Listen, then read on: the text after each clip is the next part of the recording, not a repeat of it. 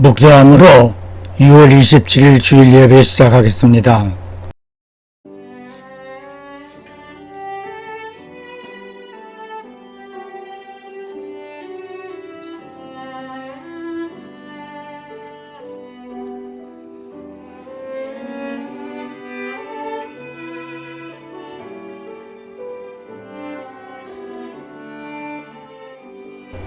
그가 찔림은 우리의 허물이라며 그가 상함은 우리의 죄악을 인함이라. 그가 징계를 받음으로 우리가 평화를 누리고 그가 채찍에 맞음으로 우리가 나음을 입었도다.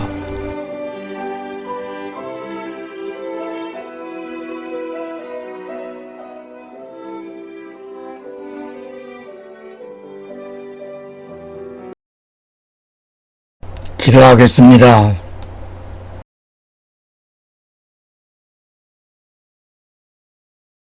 전능하신 하나님 아버지, 사망을 이기고 다시 사신 구주 예수님께서 제자들에게 믿음을 굳건케 하여 죽음을 두려워 않고 땅 끝까지 부활의 증인이 될 수 있도록 성령님의 권능을 받게 하셨듯이 우리 모두에게도 그렇게 도와주시어서 제자들의 삶이 되게 해 주시옵소서. 하나님께서 기뻐하시고 저희들 모두 은혜 받는 예배가 되도록 성령님 도와주시옵소서. 주님의 날을 소망하고 말씀을 믿음으로 순종하며 기도에 힘써 복음의 일꾼으로 부지런하게 하시어 주님의 날에 칭찬과 상급을 받게 해주시고 각자가 받은 은혜의 복들을 누릴 수 있는 은혜도 내려주시옵소서. 코로나에서도 우리 모두 안전하게 지켜주시옵소서. 예수님 이름으로 기도합나이다. 아멘.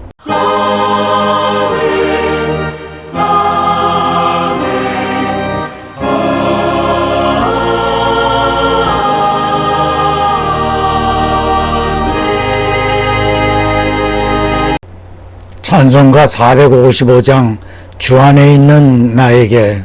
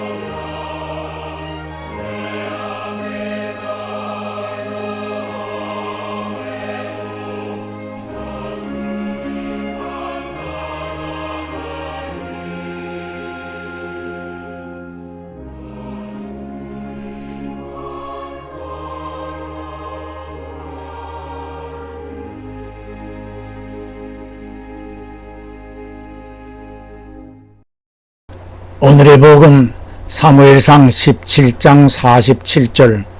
여호와의 구원하심이 칼과 창에 있지 아니함을 이 무리로 알게 하리라. 전쟁은 여호와께 속한 것인즉 그가 너희를 우리 손에 붙이시리라. 아멘. 6.25 전쟁 71주년. 오늘 새벽 북한 공산군은 38선 전역에 걸쳐서 전면 공격을 시작했습니다. 65년이 지났지만 흰머리 노 아나운서의 목소리는 여전히 힘이 넘칩니다. 직접 썼던 그 문구는 지금도 잊히질 않습니다. 3년 동안 이어진 엄청난 비극도 그때는 전혀 알지 못했습니다.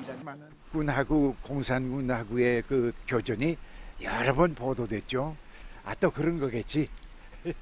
그렇게 생각을 하고 아무렇지도 생각을 그 위험하다는 생각을 저부터도 그랬습니다. 그래서 불과 사흘 만에 수도 서울이 함락되면서 위 씨도 꼼짝없이 갇히는 신세가 됐습니다.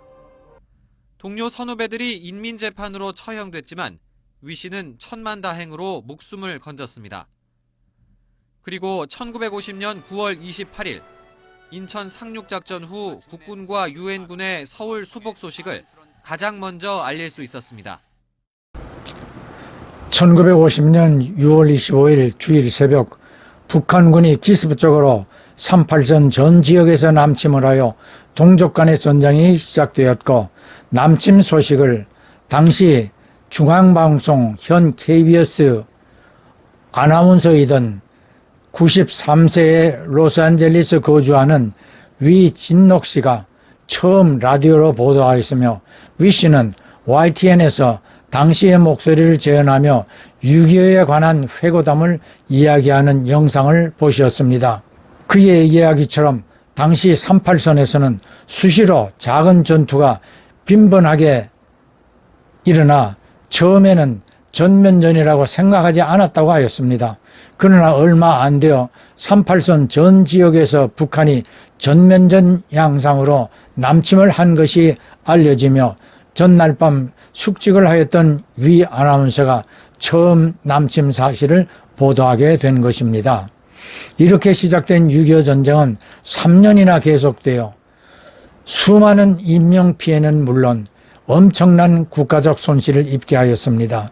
전쟁 개시 직후 미국의 트루먼 대통령에게 세계적인 부흥 강사인 빌리 그레엄 목사가 전화를 하여 한국 내 수백만 명의 기독교인들이 위험하게 되었으니 속히 대책을 세워 한국을 지원할 수 있게 하라고 부탁하였습니다. 이에 미국이 신속히 후속 조치를 하므로 미국을 위시한 16개 나라 군대가 한국 전쟁에 참전하게 되었습니다.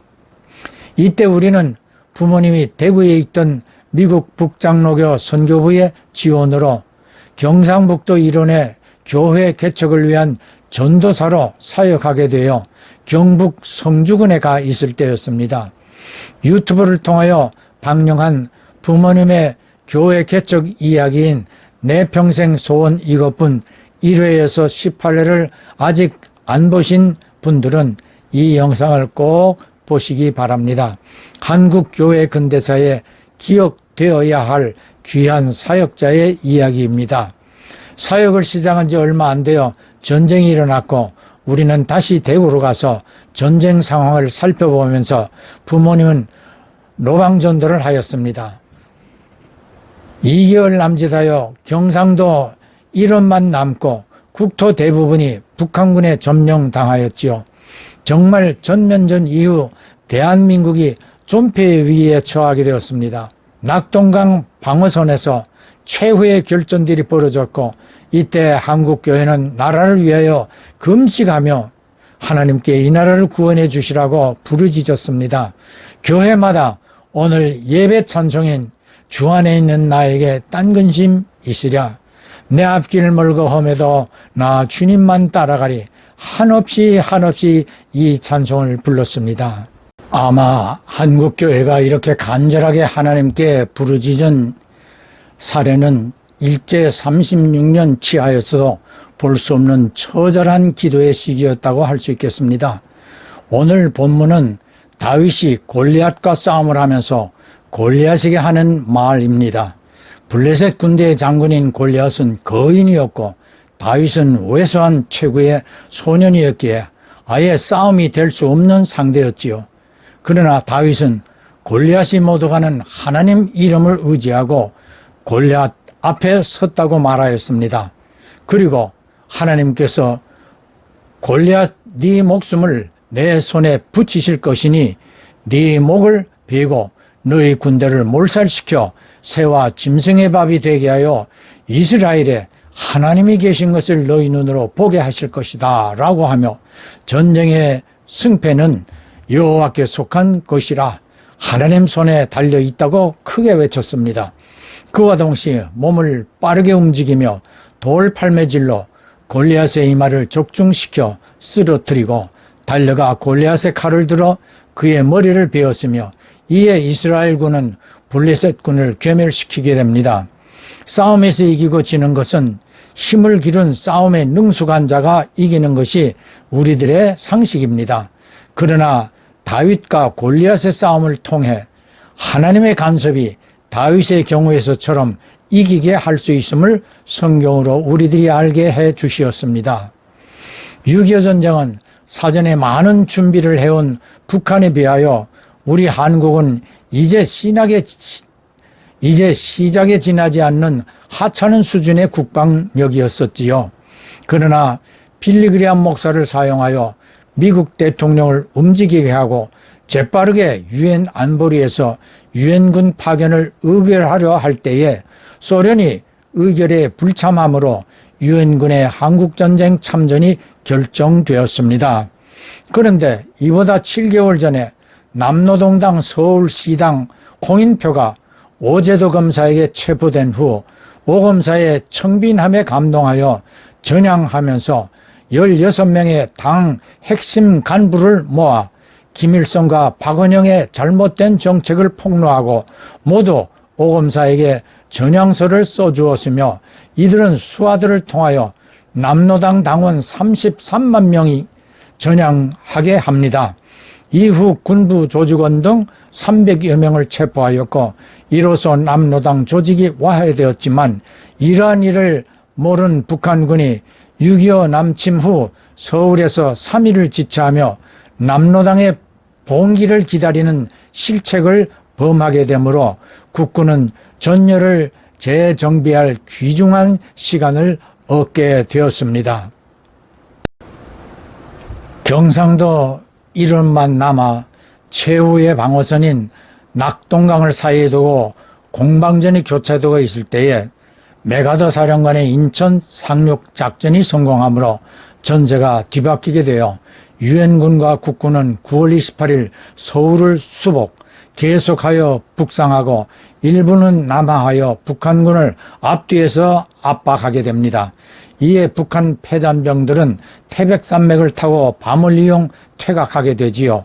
국군과 유엔군이 평양까지 탈환하는 것을 보고 부친은 고향에 갈 기회를 얻게 되었다며 모두 서울에 있던 큰 이모댁으로 올라가 부친의 본향인 황해도 황주로 갈 기회를 보고 있었습니다.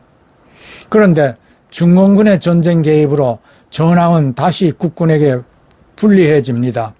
12월 첫 주일 아침 일찍 우리는 교회에 갈 준비를 하고 있던 차에 군용 트럭이 왔습니다.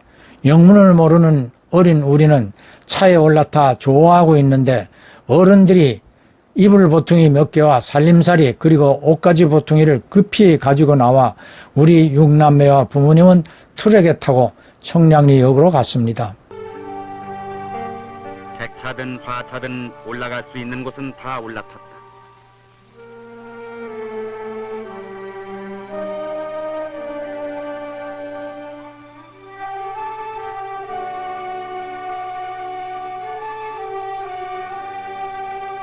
굶주린 배를 채워주던 얼어붙은 큰 도시다.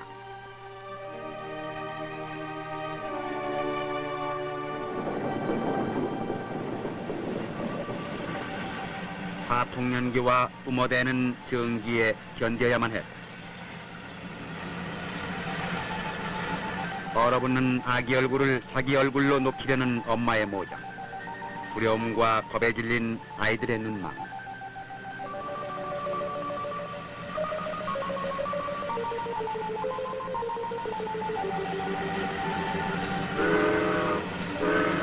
떨어질까봐 화통에 아이를 메어놓는 아버지. 화통에서 뿜어대는 증기는 얼굴에 닿아 곧 얼어붙는다. 이윽고 기차는 떠난다. 일정한 시간도 없이 기관차나 차량이 마련되는 대로 떠나는 피난 열차였다.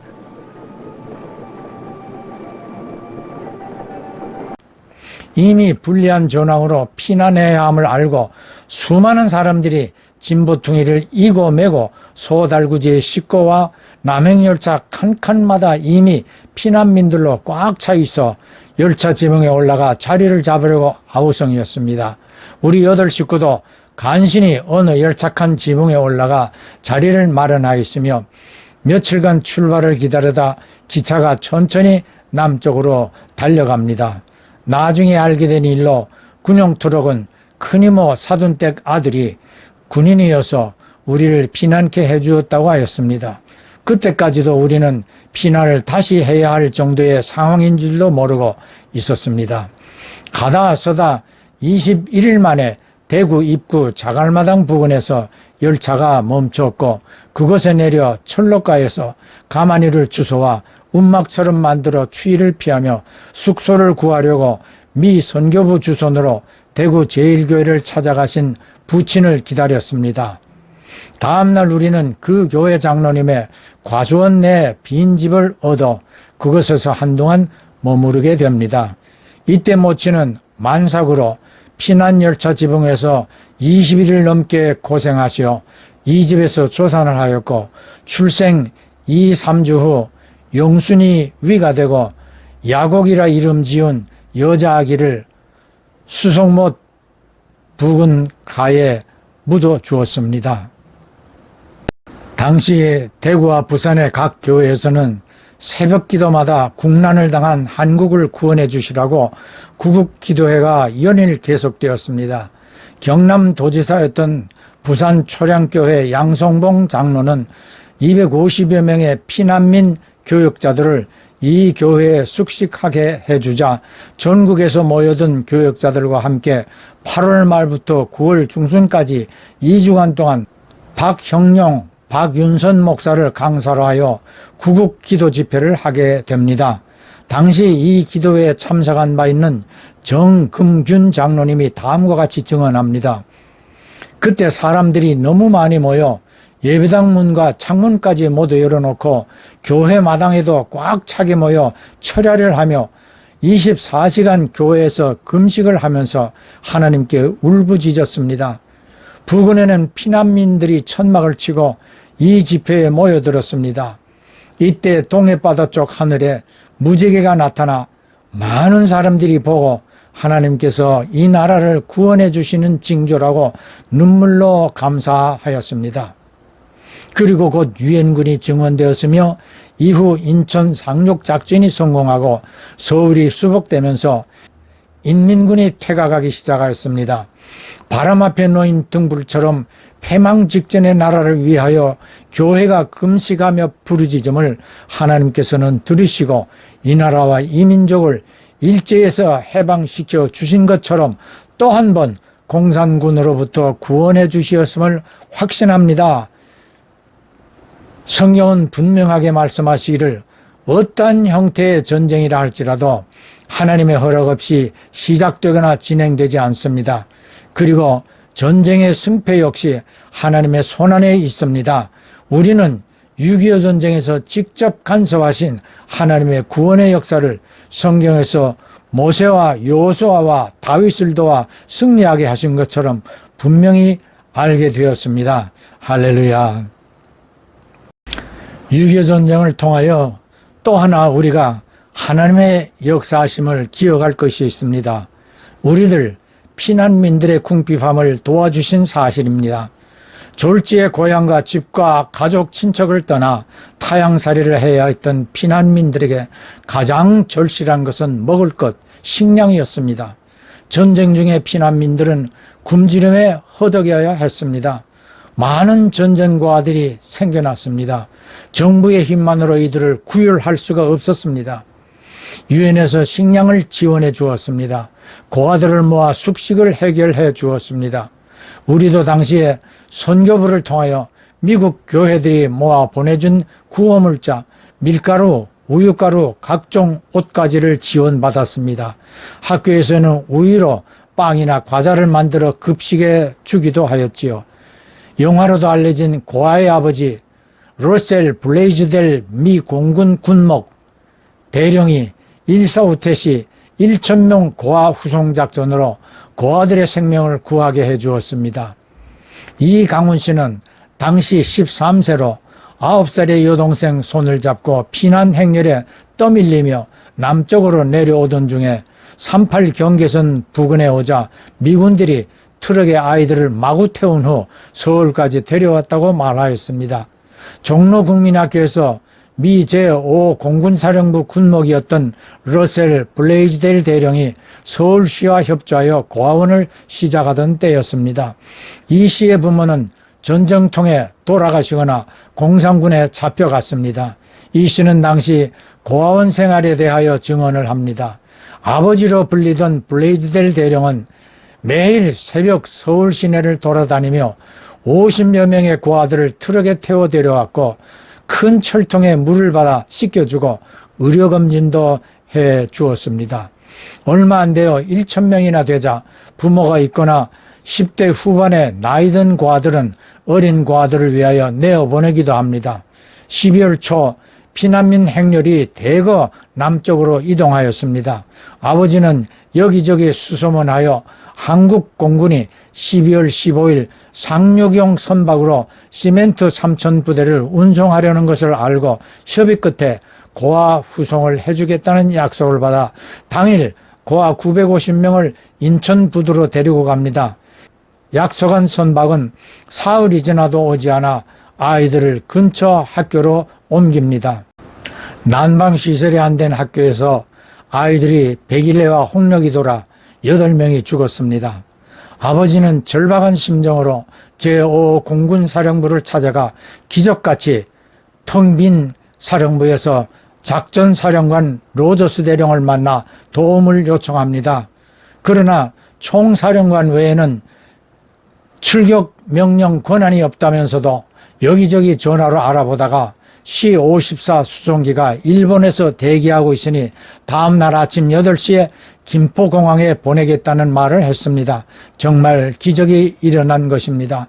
즉시 인천에서 김포공항까지 아이들을 실어 나를 트럭을 찾아 나선 아버지는 아침 7시경에야 배에 시멘트를 싣고 있던 해병대 트럭 몇 대를 발견하고 급히 아이들을 태웠고 10시경에야 김포공항에 도착하였는데 수송기 16대가 공산군의 포격을 받을 위험이 있음에도 이들을 기다려 주었습니다. 미 공군 병사들의 도움으로 비행기에 옮겨 탄 아이들은 아무런 생각을 할 겨를이 없었습니다. 14대는 몇 시간 후에 제주도에 무사히 안착하였고 2대는 엔진 문제로 부산과 일본으로 우회하여 다음 날 제주도에 도착하였습니다. 라고 이 씨는 당시의 상황을 또렷하게 기억하며 블레즈델 대령을 한국전쟁 고아들의 아버지라고 존경을 표하였습니다. 김포공항에서의 유엔군 고아 수송 작전이다. 헤스페령의 얘기를 전송가란 영화로도 제작한 실제 현장인 것이다.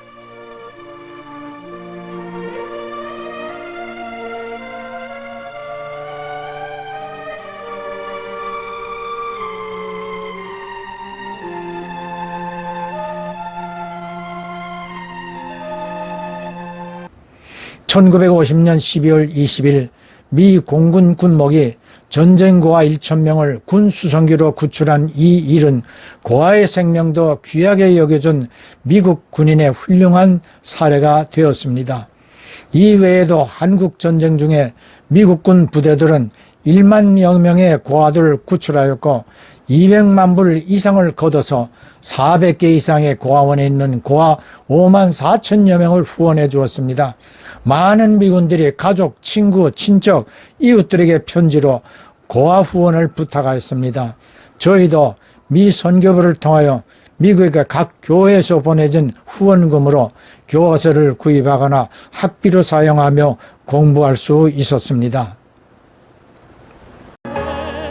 주는 자비하셔서 늘 함께 계시고 내 공핍함을 아시고 늘 채워주시네.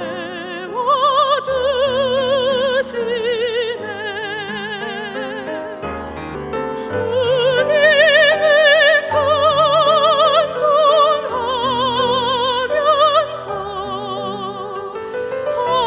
할렐루야 할렐루야 내 앞길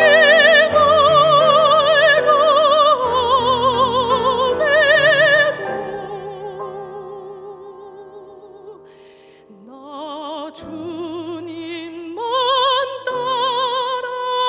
따라가리. 시편 37편 25절 26절입니다. 내가 어려서부터 늙기까지 의인이 버림을 당하거나 그의 자손이 걸시감을 보지 못하였도다. 그는 종일토록 은혜를 베풀고 구워주니 그의 자손이 복을 받는도다. 사랑하는 성도 여러분, 하나님께서는 의인, 복음을 위하여 헌신한 일꾼들을 잊지 않으시고 그의 자손들 역시 동일한 사랑 속에 은혜를 베풀어 주심을 시편 기자가 말씀하고 있습니다. 6.25 전쟁은 우리에게 엄청난 비극을 가져다 주었지만 반대로 이러한 국난을 통하여 하나님께로 민족이 회개하게 하여 전화위복이 되게 하므로 오늘 세계 10대 강국으로 번영하도록 복을 부어 주셨습니다. 위의 말씀은 개인에게만 하신 말씀이 아니고 가정과 사회, 교회, 민족에게 하시는 말씀이기에 개인에게는 자손에게, 민족에게는 후손들에게 이 말씀이 유효하게 역사하시는 것입니다.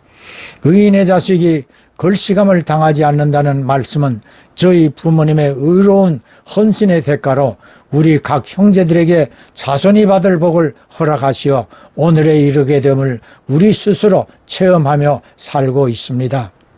그러나 다시 한번 하나님을 향한 민족 회개와 대각성 운동이 일어나야 할 우리나라의 현실을 보게 됩니다. 정치, 사회, 경제, 교육, 문화, 심지어 신앙까지 6.25 때의 자세로 돌아가야 할 처지가 아닙니까? 자유의 규정함을 망각한 민족이 되어 사회주의 사상으로 붉게 물들어 있는 사람들이 나라를 잘못되게 합니다. 그럼에도 교회는 입을 다물고 있습니다.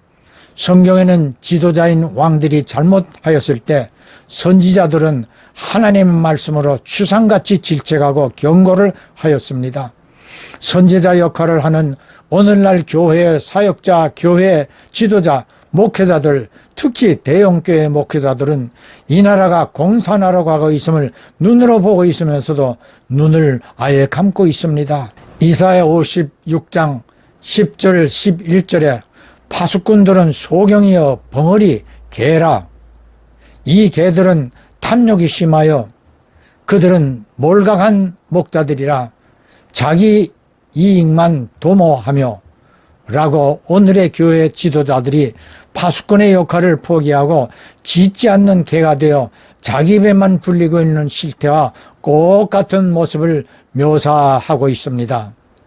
다시 요한계시록 마지막 장인 22장 15절에서 예수님이 다시 오리라고 말씀하시며 개들과 술객들과 행음자들과 살인자들과 우상숭배자들과 및 거짓말을 좋아하며 지어내는 자마다 성 밖에 있으리라고 하셨습니다. 자신의 배 이익만 불리우는데 목회자의 직분을 이용하고 파수꾼의 역할은 포기한 개 같은 자들을 예수님께서는 우상 숭배자들과 동일하게 취급하시고 성 밖에 있게 될 것이라 하셨는데 성 밖이 어디입니까? 앞절인 14절에 복이 있는 자들은 성에 들어갈 권세를 얻으려 함이라고 하므로 성 안은 천국을 말하는 것이지요. 그렇다면 개들로 불리우는 자들은 성 밖 지옥으로 가게 됨을 의미하는 것입니다. 마태복음 8장 12절, 22장 13절, 25장 30절 바깥 어두움에, 누가복음 13장 28절 밖에 쫓겨난 것을 이라고 기록하여 불신자들이 풀무불같이 뜨거운 지옥에 던져짐을 묘사하고 있어 파수꾼의 사명을 제대로 하지 않는 사역자들, 개처럼 살고 있는 목회자들의 마지막 형벌을 분명하게 거듭하여 경고하고 있는 것을 우리는 주목해야 할 것입니다.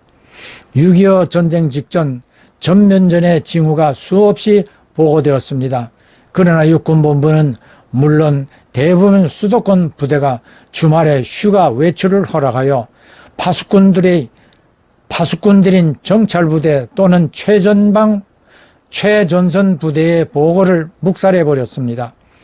이 시대를 사는 우리들은 온갖 최신 정보를 스마트폰, 타블렛, 컴퓨터 등을 이용하여 매 순간 보고 들을 수 있습니다. 유튜브에서도 우리나라의 현실을 누구나 손쉽게 찾아볼 수 있지요.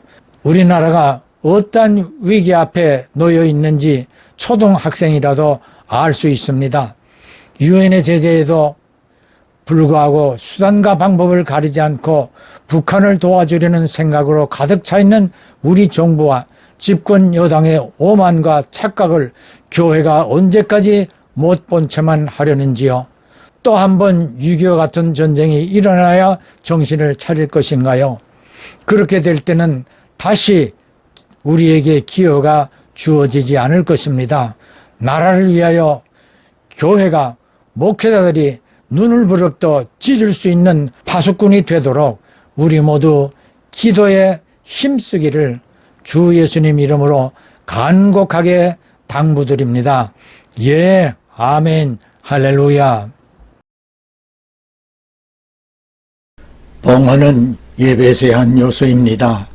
헌금, 예물 다 중요하지만 헌신, 나 자신을 온전한 제물로 드리려는 마음이 제일 중요합니다. 주 예수께서는 십자가에서 피와 물을 다 쏟으시어 우리를 위해 희생하신 어린 양의 제물입니다.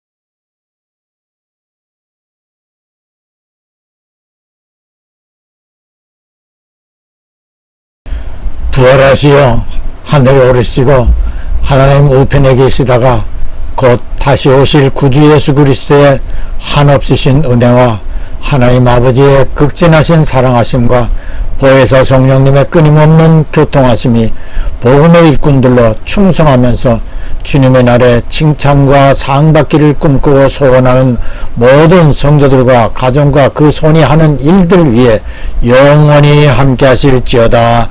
아멘.